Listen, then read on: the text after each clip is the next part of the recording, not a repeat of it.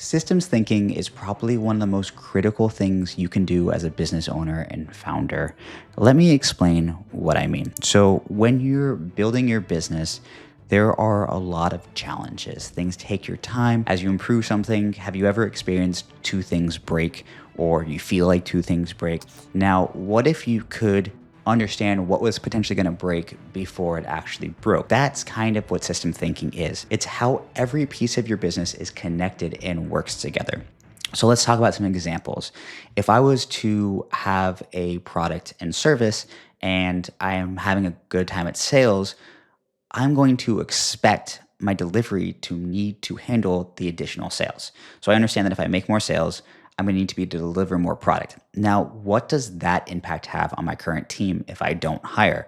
So if they're already somewhat at capacity and I put on a whole bunch more clients on there, the service is probably going to drop. So I understand that if I make these sales, I'm going to have my service drop by producing for too many clients. But then what's the next piece of the system that might break?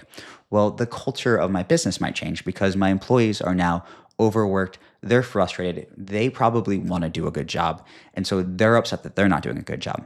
But what else could break? Now, if you think about even further down the chain, well, the clients are not getting the same experience they used to. So then what happens next? If you have bad reviews, then your sales start to break. You have less clients in.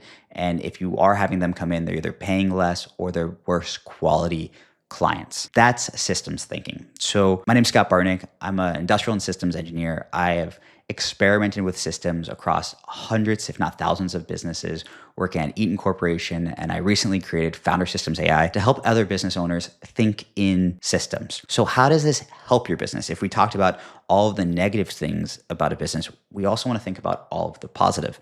So think about what's happening as you're making changes. Typically, we want to grow and scale our business. So we want to, first off, I focus a lot on finding time for myself to do other parts of the business to actually go into leadership and growth versus operations. So I don't want to be an employee. I want to be a strategic owner. So that is a system in itself, is how do I build more time for myself? How do I build that system? Whether that's just time blocking and setting a specific day for a specific action like YouTube, like this, or if that's implementing new team members. But what happens as I implement new team members? So that's the cycle of how every single piece of your business is connected. So what we want to do is think in systems is, okay, so I know that I need to recruit and hire, which again is a whole nother system, but let's just say we found someone, we like them, we're bringing them in. If you don't have a clear training program, then their quality isn't going to be as good. So you need to build out the system to prevent the negative reviews and to prevent them from quitting right away. So a lot of times what we'll do is we'll build out literally a training program or standard operating procedures. The simplest way to do this is just use Loom videos and create a simple training program at a very basic level. I teach a more advanced version with standard operating procedures and daily SOPs. In fulfillment, they have to do these three things. This is what delivery looks like. And then you do a little Loom video of each one of those, just explaining what that is. That's going to give them something to watch their first 2-3 days. And yes, it takes more time. But what we're doing is we're thinking in systems, because that time that you just spent, or maybe hopefully another leader in your business spent building out this program, is going to allow them to get started quicker. Now, as part of that, we want to onboard them slowly. So we want to give them one client at a time. So instead of saying, okay, we're at capacity, here's 10 clients, which is something that I run a marketing agency, we used to have to do because we were growing so quickly. But what we found is it wasn't worth the growth because they would quit. Their service wasn't as good. So you have to build in this understanding of how everything connects together. So I've connected their training program to a better client experience, to better reviews, to more sales. So that's system thinking. So when we have this person come on, what we do is in week one, they go through the training program. They do a one-on-one with their manager every single day, and they shadow a specific client. Then week two, they do less one-on-ones, and then maybe they get assigned their first client with a reverse shadow. So someone from the team who's experienced, maybe it's just their manager or another team member, is also responsible for that client. And then in week three, we fully hand off one client to that person with weekly check-ins with their supervisor on the work, the progress, the reporting, and the supervisor has more or less a checklist of what needs to be done. And then going through that every single week with that employee to make sure, hey, did we do this? Okay, perfect. Can you show me? Okay, this small tweak needs to be happening. And that's how you start to scale your business through systems and through system thinking. So what we've done is we brought on this new employee, but that new employee has allowed us to grow operations, or grow sales. So by bringing on this new employee, we've are able to fill more service. So instead of having 100 clients, we can now have 120 clients. And then that allows us to sell more. But because we took our time training this employee, their quality is really good and they're able to build a relationship. And maybe our rule is that they only get one new client a month. So they can only bring on one really new client per month. So they have an opportunity to train until they hit their 90 days. And typically that's what we do at my agencies is there's a 90-day probationary period where at 90 days we determine if we're keeping them. So we don't want them to have too many people because if they have more than 3 or 4, it's really hard to fire them because, again, that leads to negative reviews. So this 90-day probationary period really allows you to build a system and think about how everything is connected. So if they're successful, and it's allowed them to be more successful because they get to focus more and ask more questions versus just, I have to do this task, I have to do this task. I don't know why anything is connected. I don't understand why I'm doing this task. These are all things that employees are thinking about because everything's new to them. So you give them this opportunity to actually be successful. And that's really, really powerful. But again, understand how that connects. So we're thinking in systems. So I have one new superstar employee who's been trained properly. Now at 6 months, they can take on 10 clients.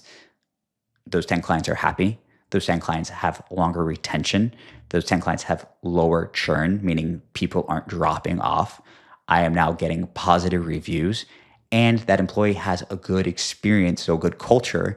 And so they're feeding positive energy back to my team. Now, I've heard this analogy that business runs off of energy, and I think energy resources is very true. So if you have someone who is happy, they're going to tell everyone else they're happy. And it's the same thing. I've had situations where employees are unhappy, and I've waited too long to either fire them or let them know that it's time for them to move on. And what they do is they drag down the rest of the team. So think about how one upset person then goes and complains to someone else every single day about everything. That builds a system, but then that connects to negative thinking on your team where someone else is like, oh, wait, I didn't even really think about that. That's unfair. How does that connect is they start doing worse at their job because they're less happy. And it's not just one person anymore. It's 2 people and then it's 3 people. But then their clients start to see less results, which means they're not referring people. They're not leaving positive reviews. Very likely they're telling people to stay away from your business because they haven't had an experience that they've enjoyed because the people they're working with don't want to be there. And so you have to look at how all of this works together. Now, when it comes to starting and scaling, really even 6 and 7 and 8 figure founders sometimes have very small teams. And so it's really hard to figure out where do we invest in first. And to simplify this, as a founder, what is taking up the most of your time? Because typically we're the visionaries, we're the leaders, we're the strategists, whether you think it or not, you're the system thinker behind the business. So how do we get you to be able to do what you do best, do your craft? So I just ended a call with someone and their craft was YouTube. And they were spending a lot of time coaching and doing sales and doing fulfillment and doing all of these things that didn't bring them energy and wasn't truly what they wanted to do, but also wasn't necessarily going to grow the business. It was taking care of their current clients. It was doing all these things that needed to happen. What I recommended is they do a time study of their own time, figure out where they're spending time, and then figure out what key thing they can do that's going to actually grow their business. So it's really what is needy, what can I automate, what can I eliminate, what can I delegate. So get that off. And just one thing, what is the biggest thing that you don't want to do or is taking up the most time? And then what is the one biggest thing that you think is going to actually move the business, change the business, or what are you most passionate about and what do you want to do in your business? So as you remove this step first, so you focus on what's taking up so much time, you fix that. And hopefully it's a quick fix, because sometimes it's as simple as hiring a VA from Fiverr. So the person I just talked to, they wanted to set up some automation in their CRM, which it could literally just be, hey, write down the automation you want, hire someone on Fiverr, have them do it. Done. They don't, that's clear, it's off their desk, and they also have more freedom because they're not manually texting people and reminding people about things and sending these things. They're building their culture through automation. And now time block is, I think that creating YouTube videos for Founder Systems AI is going to be the one leader to bringing in new clients who really want to be there and who want to work with me and who want to scale their business through systems and want to get out of their own way so that they can lead. And that's really what system thinking does. So they time blocked a specific day to do YouTube, and hopefully we'll check back, but hopefully we see that they have started to get their YouTube done. They're happier, so their team's happier. They're creating marketing content, so they have more leads coming in. Now, system thinking will lead you to what is the new constraint going to be. So just thinking ahead of time, if I start producing these YouTube videos and I'm really good at YouTube, I'm going to start getting more leads. So do I want to be responsible for all those sales calls? Because there's going to be more. And what does that look like? So if the answer is no, I want to be doing YouTube videos, I need to think, okay, I'm going to start doing these, but I'm also consciously looking for someone to do sales. And maybe it's commission only sales. And maybe I just use my network on this one because I am a small agency and I want to scale up and I want to have this personal relationship and I want people that already know what they're doing. So I'm just going to bring in someone, they're going to get 10% of sales. And I don't have to do that yet because I haven't made the videos, but I'm thinking about that. I'm thinking about that system that needs to play. And then by doing that and by having a salesperson, there's two outcomes. One, they're really good at sales, and then fulfillment needs to be taken care of, which is down the road, which we don't have to worry about yet, but we just want to start thinking about what that looks like so you can start making decisions as you're moving versus reactive. So I just know that if I start crushing YouTube, I'm going to need more salespeople. Those salespeople ideally are going to bring in new sales, which means I'm going to need more people in fulfillment, which means either I get pulled back in or I'm thinking ahead and at least designing how I want this to look, whether that's rebuilding the individual process so it relies on less people. So the feedback process is less, maybe it's more videos, maybe it's more coaching calls, which take up less time, or I'm bringing in more coaches. And what does that look like? What does that training program look like? So I hope this helps you understand that everything you do in business is systems. And by fixing one thing, you really can break two things, but it's not really that you broke it. You showed the next weakness in your business, which is the constraint or the bottleneck. So for this specific person, the constraint was that they wanted to do YouTube videos to get more leads to grow their business.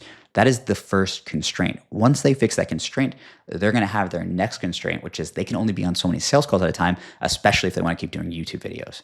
So they have to fix that constraint. But system thinking is then I fixed this issue. What's the next issue? And then what's the next issue?